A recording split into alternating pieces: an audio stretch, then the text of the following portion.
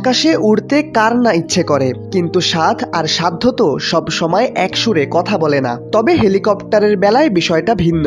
অল্প টাকাতেই চাইলে উড়ে যাওয়া যাবে গ্রামের বাড়ি। তাছাড়া যাতায়াতের ধকল এড়াতে অনেকেই এখন বেছে নিচ্ছেন এই বাহন।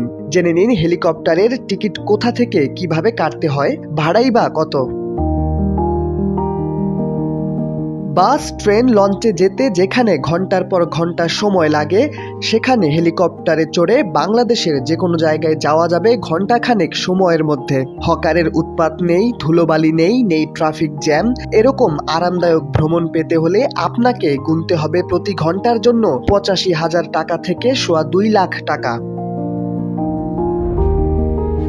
হেলিকপ্টার সেবা দেওয়া কোম্পানিগুলো বলছে এই ব্যবসা অতটা লাভজনক নয়। তাছাড়া হেলিকপ্টার পার্কিং করার জন্য অতিরিক্ত ভাড়া গুনতে হয়। এছাড়া যাত্রী ভাড়ার ৪৫%ই দিয়ে দিতে হয় শুল্ক কর হিসেবে।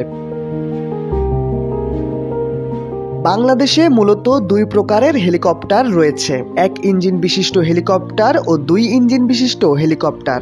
এক ইঞ্জিনের হেলিকপ্টারে আসন থাকে ৪ থেকে ৬টি। অন্যদিকে ২ ইঞ্জিনের হেলিকপ্টারে ৭ জন পর্যন্ত যাত্রী উঠতে পারেন। আসন সংখ্যার উপর নির্ভর করে ভাড়াও এদিক ওদিক হয়। টিকিট বুকিংয়ের জন্য যাত্রীদের প্রাথমিক তথ্য ও জাতীয় পরিচয়পত্র এবং পাসপোর্টের তথ্য দিতে হবে। এসব তথ্য দিয়ে বেসামরিক বিমান পরিবহন ও পর্যটন মন্ত্রণালয় থেকে উড্ডয়নের অনুমতি নিতে হবে। উড্ডয়নের কমসে কম ২ দিন আগে দিতে হবে বুকিং, আর তা যদি ঈদের সময় হয় তাহলে আরও আগে বুকিং দিতে হবে। বলে রাখা ভালো, নিজের বাসার ছাদ থেকে নয়, হেলিকপ্টারে ভ্রমণের জন্য ভ্রমণকারীকে যেতে হবে এয়ারপোর্টে। ঢাকার হযরত শাহজালাল আন্তর্জাতিক বিমানবন্দর থেকে শুরু হবে ভ্রমণ। গন্তব্যে গিয়ে হেলিকপ্টার নামবে সুবিধাজনক স্থানে। সেক্ষেত্রে নিজ গ্রামের বড় মাঠ হতে পারে খুব ভালো জায়গা। গ্রামে যাবার পর হয়তো মনে হতে পারে পরিবারের কাউকে নিয়ে একটু হেলিকপ্টারে ঘুরে আসবেন।